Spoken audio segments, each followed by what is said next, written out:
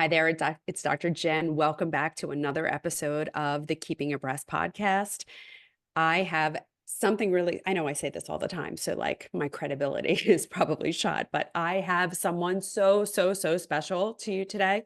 Let me just say that I think I bring you a lot of special people, and it's always a goal of mine. So maybe my credibility isn't shot, but this woman is especially special. She has a fascinating journey and how she got to where she is today. And she is really changing the face of care in an area that has been so long neglected and needs attention and the tender, loving care of this brilliant woman. So I am going to introduce to you Dr. Heather Hirsch. Dr. Heather Hirsch is a physician who was trained in internal medicine, but did a fellowship in midlife and menopause. And that is where your focus is. You wrote your first book, which was released in 2023, Unlock Your Menopause Type. And we want to hear all about how that's going. But first, Heather, welcome. Thank you for that extremely kind introduction. Like that Well, really hypes me up. So thank you. I am admittedly starstruck. I've been, what does Nasha Winters say about me? She says that she is quietly stalking me. So I'm Oh, going to pay it forward and tell you that I've been quietly stalking you. And I know how brave a move you made, right? Because I walked away from big academic center, big job, big salary to do the right thing. And you did the same thing. hmm So let's start with sharing your story. Like, let's hear about what you did and why you did it. I would love to. Well, I love silently stalking. I bet I should think about the people I silently stalk. There are definitely some, mostly probably in the like finance and like entrepreneurial space. Hmm. So I always wanted to take care of women. I always had this love and this passion for women's health. And I think I intuitively realized that women are so different than men. And that sounds like obvious, but I think even like being younger, I just even thought the fact that we had periods was just like so crazy. So I started my career in OBGYN. I did a year and a half of that. And that was probably the first act of bravery. Although at the time I probably thought it was not bravery. I probably thought it was some kind of you know, early life crisis, but I left my OBGYN residency because I didn't feel like I fit in there. And I then transitioned to internal medicine. And it was actually that transition that was so crucial for me because during that transition, I sort of became the go to colleague that all my internal medicine residents would ask questions to me about. Can I give this pregnant lady Colace? Or is aspirin safe during pregnancy? Or how do you treat a yeast infection? And I was just like, you guys, this is easy stuff. You should know how to do this. And so I Yeah. went on to do, But interestingly, but you'll find, but oh, yeah. with that, we do have major holes in Oh, our yeah. education, and we have so overly compartmentalized that you can understand how that happens. Oh, yeah. And I don't know if you know Tabitha Barber, but she is someone who, was at an academic center practicing OBGYN, and she hit an impasse because she realized that people think of OBGYNs as hormonal experts, but the truth hmm is that they are surgeons. That hmm during your 4 years of OBGYN training, you get very little in the way of hormonal management. And I'm sure you know that more than anything right now. Oh, yes. I always kind of jokingly will say, and if for any of you listening who are OBGYNs, I say this so respectfully, but like 5 medications, Yeah. one for blood pressure and one for anxiety and birth control pill. And that's really the extent of the internal medicine, right? And so there's Yeah. not a lot that you get because OBGYN have to train so much in obstetrics and surgery. So there's only so much one human can do. Yeah. But I was gonna say, interestingly, I then thought I was gonna go and do an oncology fellowship because I thought, "Oh, I'm gonna become a breast cancer doc." that is my calling. Like, I love taking care of women. I left OBGYN and I was doing rotations with someone named Dr. Silverman in Cleveland at Case Western. And I thought she was lovely and brilliant.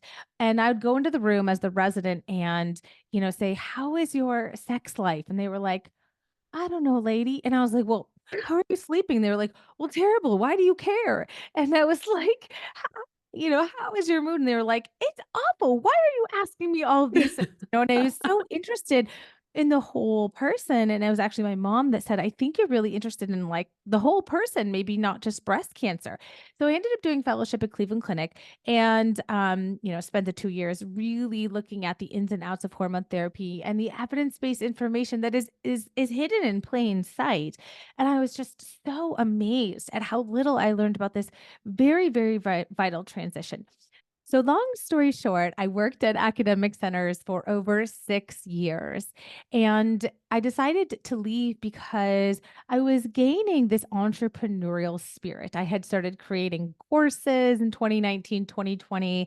I had a podcast in 2018. I had so many ideas because, just like you were referring to, I saw a lot of gaps in care. And I had ideas of my own on how I could improve these gaps, how I could make care more efficient, more accessible. And so leaving academics was really hard because there's kind of this idea that you're only a credible physician if you work at an academic hospital. And not only did I want to not be the quacky doctor down the Mhm, road, but I didn't mhm. want to be the quacky hormone doctor. You put those two things together, and there's just a high likelihood of, you just don't know what's on the other side of the door. But since actually ripping off the band-aid and starting my own private practice, mostly via telemedicine, and now expanding that and doing courses for clinicians and all of these things that I've really wanted to do. It has been so amazing. And I love inspiring other physicians, other healthcare professionals to do the same.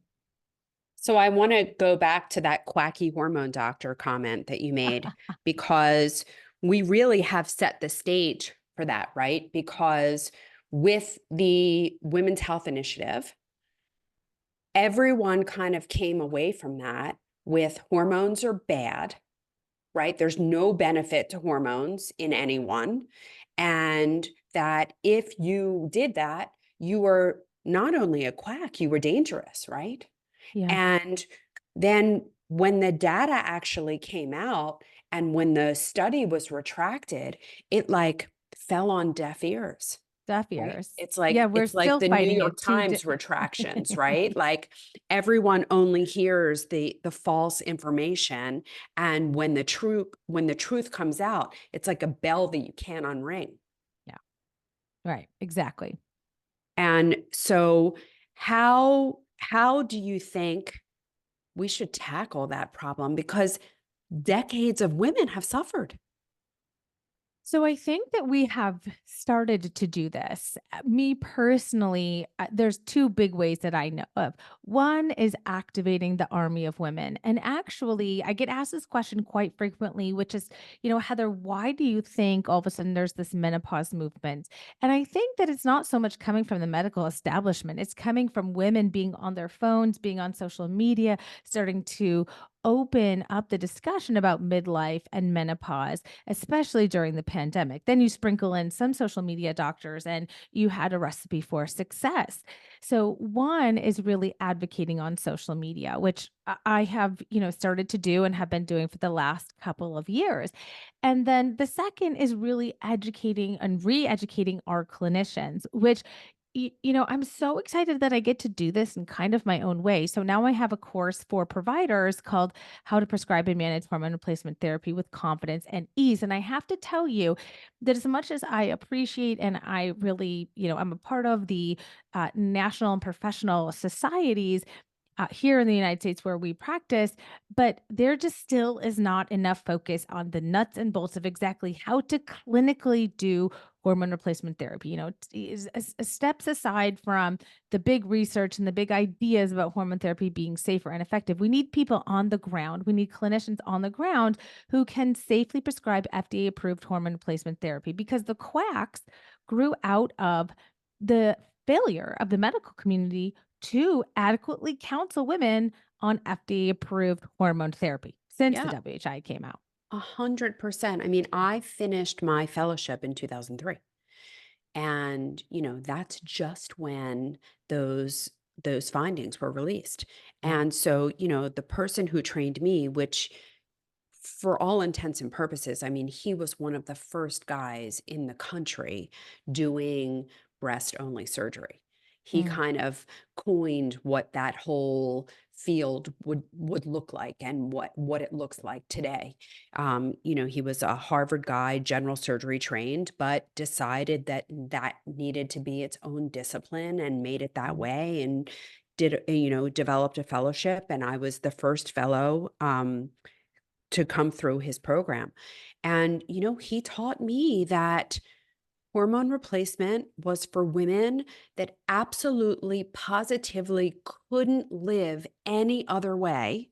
mhm. And if you were to give it to them, it was the lowest dose for the For the shortest shortest amount of time, time. Yeah. right?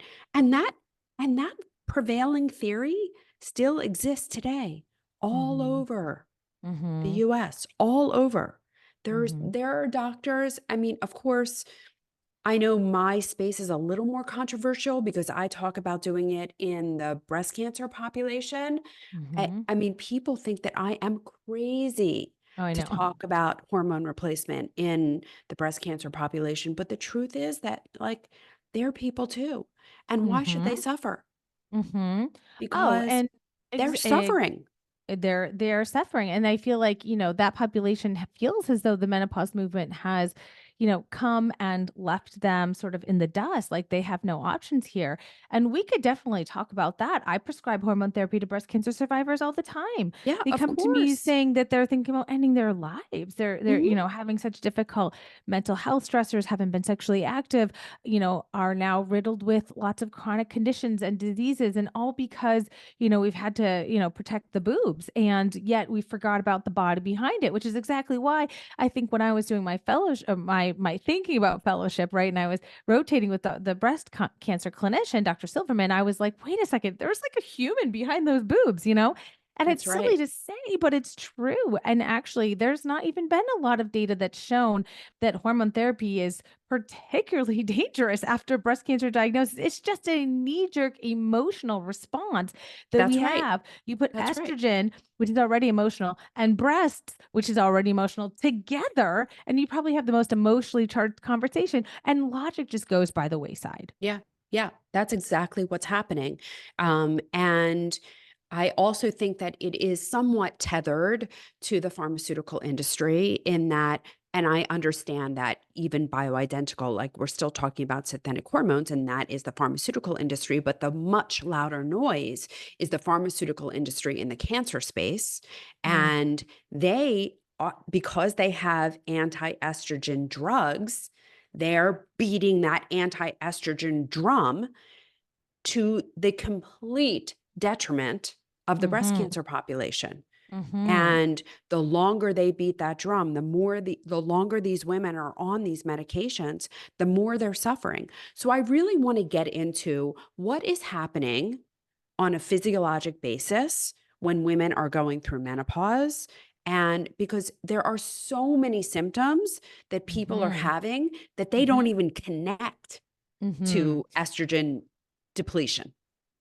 I always say the fact that we call estrogen, progesterone, and testosterone our sex hormones is the greatest disservice that we've ever experienced, because Yeah. they do more than sex. They do more than make milk for babies and make your uterus work so you can get pregnant and then have you bleed. And, there's estrogen receptors from head to toe. In every cell of the body, there's estrogen receptors, which is what's always driven me crazy about ERP or positive breast cancer. No shit. You could say Yeah. ERP or about, the cells in your ears, guys. Like, Yeah. this is like basic level. This is calling like a house, even though there's multiple different types of houses, right? So, anyways, we have estrogen receptors from head to toe. And the place where I think we have the most, actually, we do have the highest concentration in the external genitalia and the genital tract. So we're talking the clitoris, the labia, the vagina, the bladder, etc. That's why sometimes women on systemic hormone therapy also need vaginal therapy. This apparently is also controversial, I am told. But the brain. We have estrogen receptors in our prefrontal cortex. That's going to determine our decision making capacity, our mental load, our recall, our, even if you want to use words like motivation or energy, a lot of those are thought patterns. And so there's your prefrontal cortex. Yeah. And in the hippocampus, where we have like memory and emotions, like there's estrogen receptors there, and the hypothalamus, where we control core body temperature, right? And that's where vasomotor symptoms come from, all in your brain. So many of the mental health changes, which we say mental health, but we mean everything from like fatigue to motivation to energy levels, things that are kind of vague to describe. But then again, also this idea of like brain fog or depression or anxiety or Yeah. etc. I mean, Everywhere. crazy stuff. I can tell you, I thought I was losing my mind when I went through menopause. And I was always really, really, really good with numbers. Like I was a cashier in high school. I worked as a cashier through high school. And so like I can make change on a dime, Yeah. in a second, I knew exactly how much change to give someone. And I got into my mid 50s and it was like, I couldn't do math anymore. I'm like, what the hell is going on? Yeah. It is crazy. And people would never associate that. There are clinicians who I see also on social media saying, "You can't blame everything on menopause." And like, sure, sure, sure. Okay, but I know You can blame a lot. you can, And, you know, I didn't get dumb overnight, Right, right? exactly. I think that women are allowed to sort of say like, "Gosh, this is the one thing that has changed." And then we go from the brain to, of course, the heart and to the bones. We know that estrogen is really good in reducing the risk of cardiovascular disease, reducing the risk of bone loss, reducing the risk of colon cancer, decreasing the risk of diabetes, and even weight gain, which there you go. You've got your gut connections all the way Mhm. down to, your genitourinary syndromes of menopause, which is just like not just, pelvic floor, vaginal dryness or lack of secretions or a decrease in moisture, but also your bladder health, your bladder function. So decreasing urinary tract infections with estrogen, so And head to frequency toe. incontinence and, Oh, you know, yeah. things that really, Keep really going. matter to people. Really matter. The three things that land a healthy woman in a nursing home: dementia, there's your brain connection, right? A hip or spine fracture, there's your Uh-huh. bone connection, and urosepsis, there's your urinary tract Yep. association, right? And so estrogen really, and I'm always careful because I also, in my book, I for each type I talk about how to use hormone therapy and how not to use hormone therapy. I really am careful. I don't want to say like, look, you have to do this or this is the only way or you're doomed. No, no, no, no.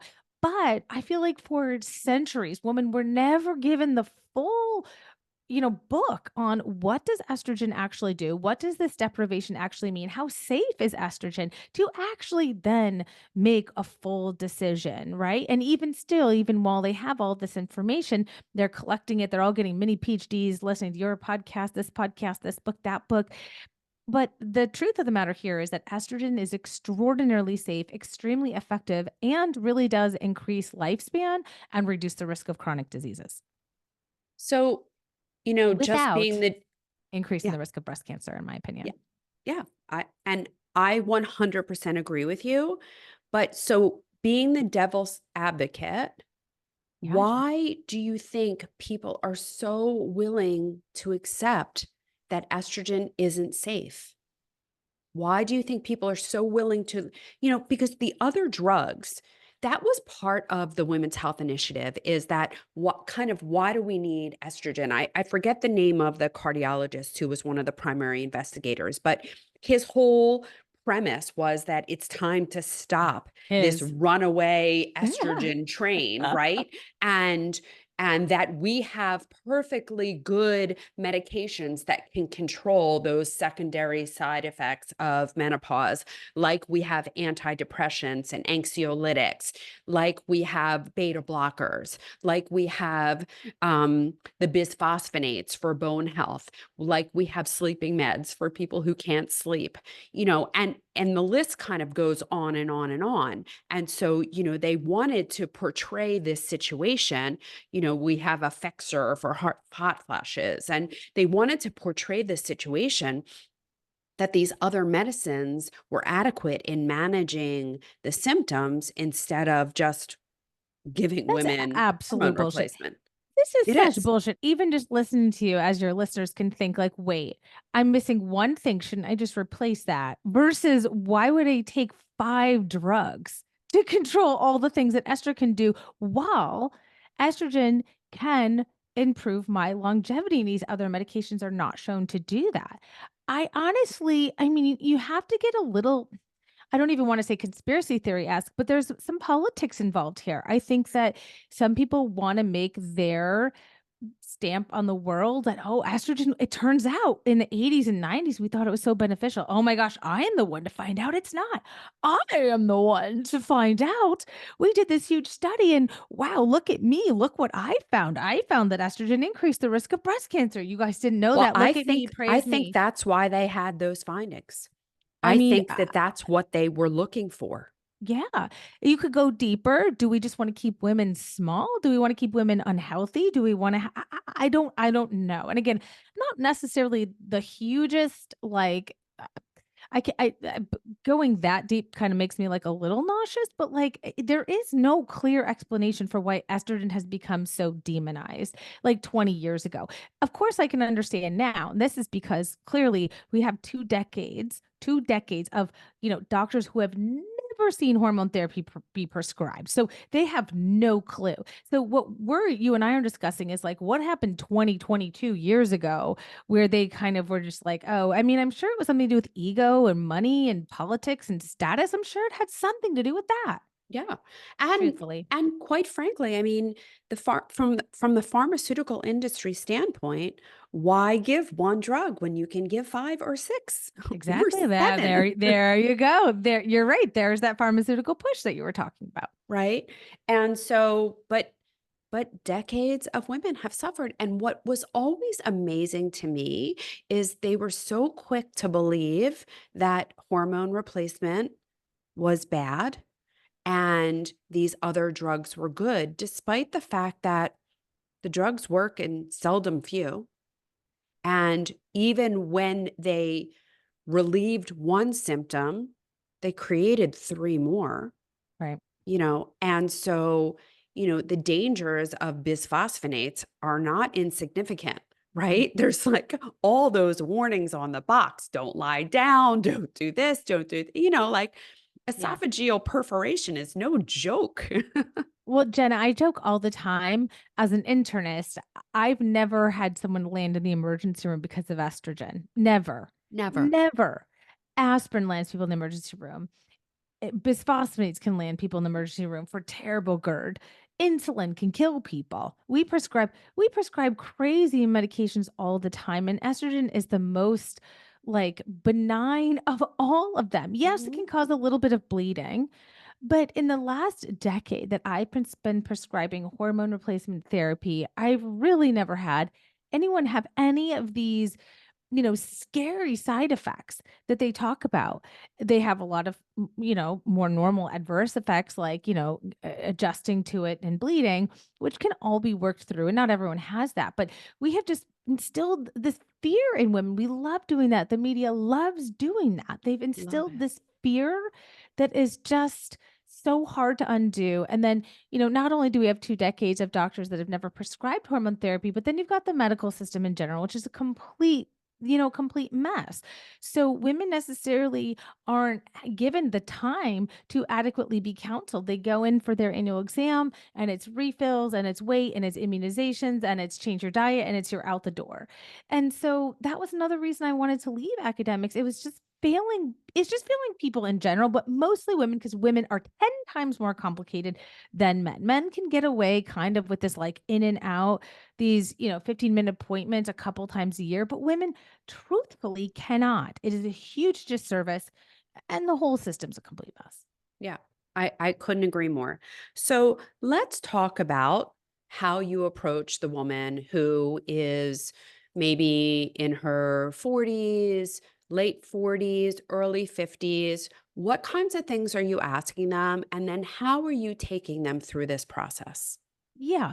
Well, nowadays most women seek me out for a second opinion. So now that I do telemedicine, kind of unlike the days where they just like wound up as me as their primary care doctor or someone sent them to me maybe before they knew me. Nowadays they come to me, and this is just the reality of 2024 and being on social media, and they already have so much that they've kind of already thought about and they want to tell me, but truthfully, I think that's really quite interesting. So, a lot of times I start with my patients and I usually just say, "Tell me your story, girl.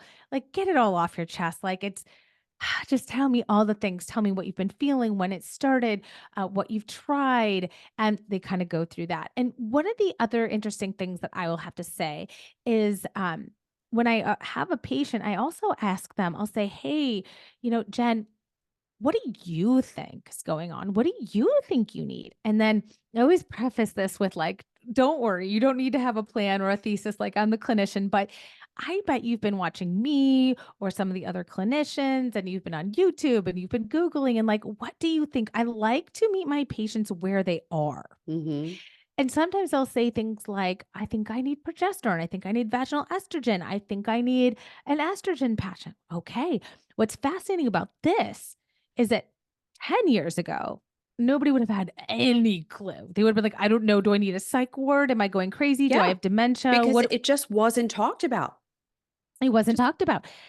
And so now I really like this approach. I use a lot of shared decision making, and I always tell women, and especially my patients who come to see me, and if we're talking about a perimenopausal woman, even menopause, of course, like I always say there is so many different ways to treat this. There is not one way, there is not one size, there's not one dose, there's not one route.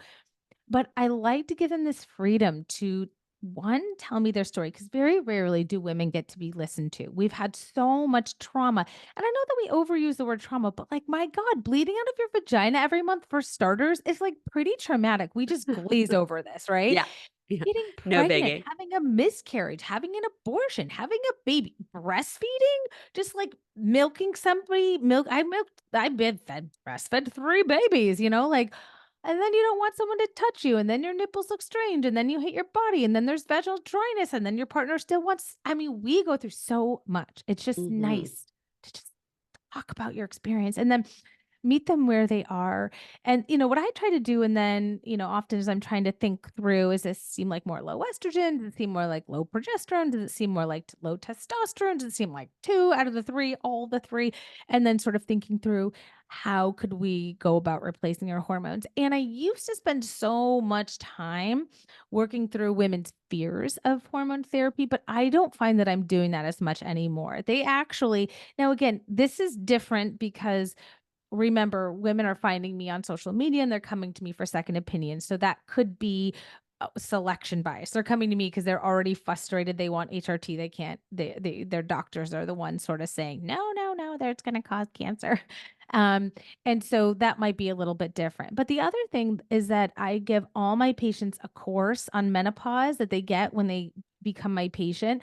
And, what I have always wanted to do, even years ago, when I was really starting to get, again, the entrepreneurial itch was like, how can I asynchronously work with patients? How can they listen to me and learn from me and talk to me when I'm doing other things? Because I cannot, I I tell you, Jen, I have an hour with each patient now, the way that I've set up my clinic. And that also means they've got the resources to do that. But even it's barely enough time sometimes. Oh, I hear you. And I so, mean, I yeah, know what you go through, and I have all of those issues plus a breast cancer diagnosis on I top of it. know. So, So it's yes, like, more to it is unpack, more people trauma. say like, "What do you mean you can't get through your meeting in 90 minutes?" I was like, "You try it. You You try try it. it." I hear you. Because you don't I wanna these know. women want to tell their story. That's exactly what you were talking about. Like, it is cathartic for them to tell their story, Yeah. and I don't wanna cut off their story because No. that's their truth. And so And many people in have their already cut them off. story is where Uh, you figure out uh-huh. where this is What coming from. is the nuanced? Yeah, Yeah. exactly. Exactly. Exactly. And so it's a beautiful thing. It's so beautiful. And I love what I get to do. I love getting to spend such quality time with patients and really help them navigate through this. But you're And limited. You're limited in how many people you can do that with, because there's Mhm, only so many hours in a day and only so many days in a week, there and is. you are spending quality time. I know. Well, I've got a couple more ideas in my head, as I almost always do. I've actually just expanded my practice. So I just hired, working with, oh my gosh, 10 or 12 clinicians who are going to be seeing patients alongside me in different states. And so expanding that way. And yes, can't always be me, but again, we have clinicians just as good, if not better than me, and just as excited and just as interested and just as, you know, in love with helping women and women's Mhm. health. And all the patients that come and get that same course that I teach. And now we've got a community where I speak and I talk and I give little, lessons and things to even the patients of the practice that see maybe another doctor, because there has to be ways to be able to to provide this knowledge and these resources to so many people. Like, I don't want to gatekeep. I don't want it all in my head. I don't want to work just by myself. Yeah. Yeah, and there is so much joy in the camaraderie on both sides of it, right? Like, Yeah. you have a shared decision-making model, but it's also nice to have a colleague, Mhm. like, Mhm. to not hold it all by Yeah. yourself. Honestly, I feel like I've been working by myself for a long time. Even when I was at an academic center, I was, building these cute little menopause clinics is kind of how I felt they would consider them. They'd probably say differently, but I was pretty siloed because I was really the only one at the menopause clinic. Yeah. Patients would come to me in Boston and say like, "Oh, like, wow, this clinic is amazing. Like, who else is here?" And I'm like, "Oh, no, it's just me." And, so this is really the first time in a long time, actually, that I feel like I'm getting to work with colleagues and like-minded colleagues. And so these colleagues also came from the course that I teach. So they'd been, trained by me and doing lives and complex cases with me for over a year, seeing patients in their own right. Like they're clinicians that have been, clinicianing for 10, 20 years. And it's just so fun. It's just a really wonderful time to be doing midlife and women's health. Yeah.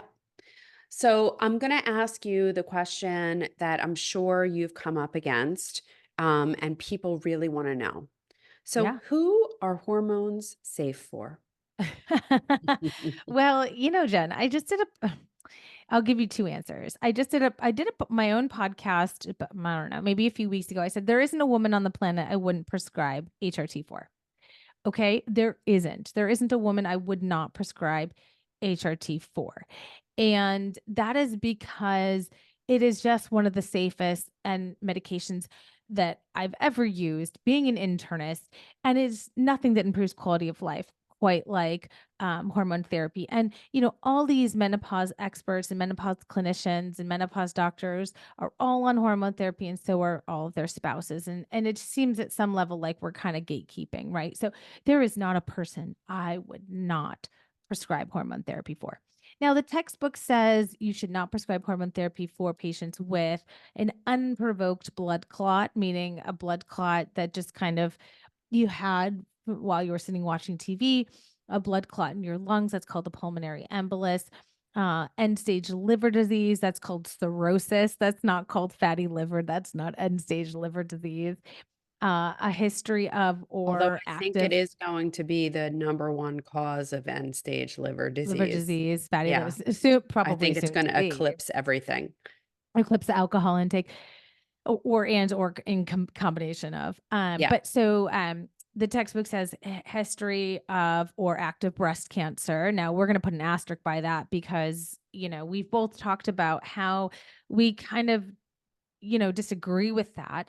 And that women with a history of breast cancer usually nowadays don't necessarily die from breast cancer when it's caught early, but I feel like their quality of life dies because of that diagnosis and the Well, treatments and they must and endure. it's a compounded issue because it is the inflammation that led to the breast cancer that when not acknowledged and removed and remediated, that inflammation goes on to manifest as cardiovascular disease. And all of the treatments, not all of the treatments, most of the treatments for breast cancer, which involve chemotherapy or hormonal blockade, when you take estrogen out of the picture, you are really sacrificing a bunch of the very important systems, not the least of which is the cardiovascular system and the heart. I And know. so what happens is women who get breast cancer, who are treated for breast cancer, are 2 to 3 times more likely to die of heart That's heart disease. disease. Yeah, And this is a huge problem when I know. we are treating women for a disease that probably would not Won't have go on to kill them. changed the duration of their life. I And know. now we are changing the quality and the duration of their Of life their life negatively. negatively. Negatively. Yeah, I know, like, the way we think about breast cancer has got to be changed, but I think I don't know, you're an oncologist, I'm right? on Or it. That's my mission. That's why I'm yeah, here. like, I just we have done so much harm in the name of do no harm. For sure. Really, For you sure. know Starting with mammograms. Uh-huh. Starting with mammograms, right? I mean, this conversation could go in that whole direction, but I don't want it to. I want to stay on the hormone path. Mhm. Um, but but we need to acknowledge that the way that we are approaching breast cancer is just wrong. It's wrong, and it's primarily based around what we're doing to women's hormones. I remember asking, like, why this may be different now, you can tell me, but I remember thinking, why can't we do, for example, prostate cancer, where they have watch and wait trials for early stage and et cetera? Why can't we do, DCIS and stage one watch and wait? Oh my gosh. I remember years ago, people were like, would be literally considered unethical. And I'm like, why is that considered unethical? Do they do any watch and wait trials for No, DCIS none, or none. And that is the question. Why is it unethical? Why I is it unethical? Why are women so quick to believe the hype? That why are they still so instilled with fear?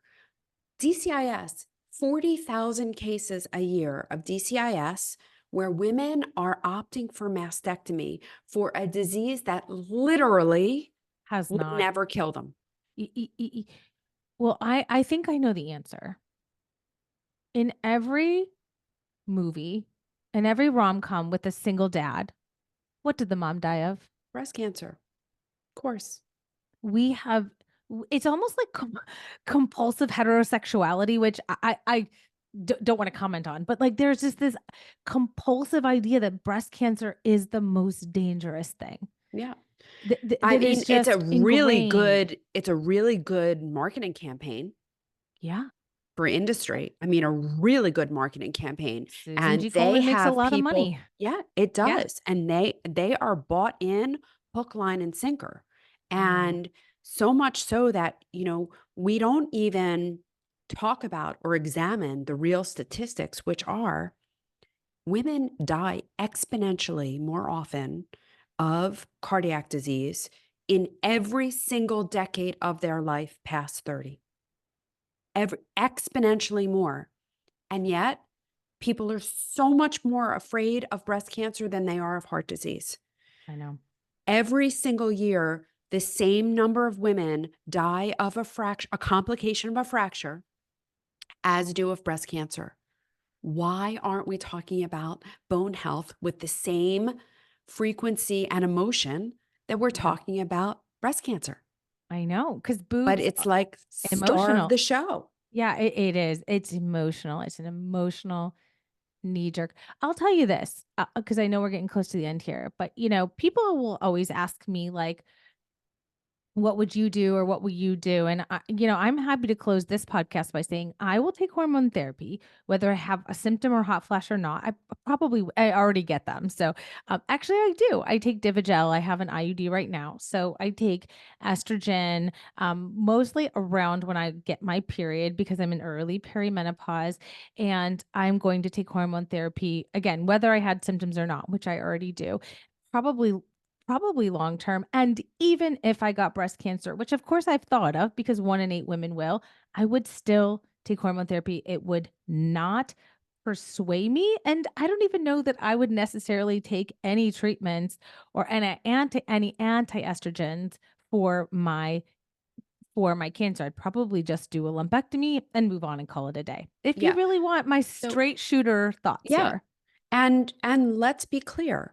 Women who go on hormone replacement are going to get breast cancer. Women who don't go on hormone replacement are going to get breast cancer. And we have demonstrated in these last 2 decades, if anything ca- and if anything positive came out of these last 2 decades, it's that the rate of hormone replacement use dropped precipitously and the rate of And breast breast cancer cancer increased. rose. Exactly. Okay. Exactly. So it's not the hormones, ladies. It's No. not the hormones.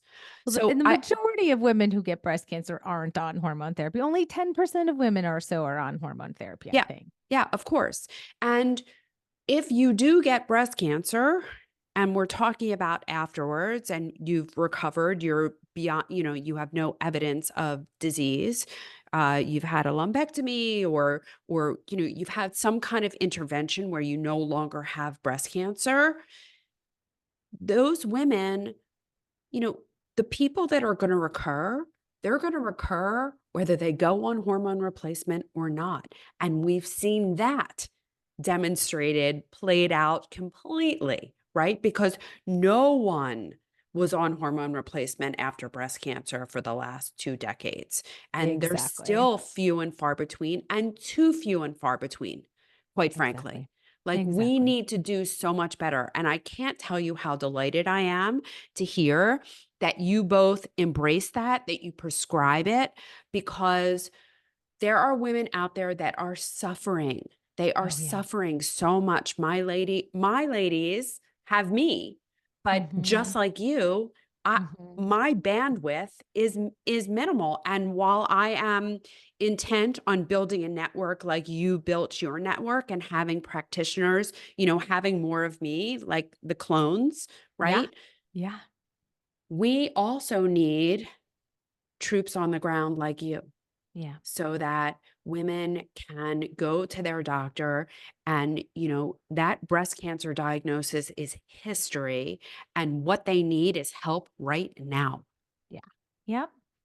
It has been such a refreshing. I know the 2 of us, we're so worked up Soapbox. after that. How are we gonna go back to our daily lives? This has been so cathartic. I mean, I hope you feel you got enough questions to ask me, but I feel like it's just mostly us really vibing on this idea that, you know, um, there's just so many myths and misconceptions surrounding menopause and hormone therapy. And certainly the biggest is the breast health and just deconstructing that. And anytime you're or women or our patients or your listeners are thinking about this, like, step away from the emotion, think to yourself, am I acting emotionally, and go to the logic, because the logic and the data and the research, there's so much, sorry, there's not a ton, but there is actually a lot of evidence all pointing to, that actually hormone therapy not increasing the risk of breast cancer or recurrence for breast cancer Yeah. survivors.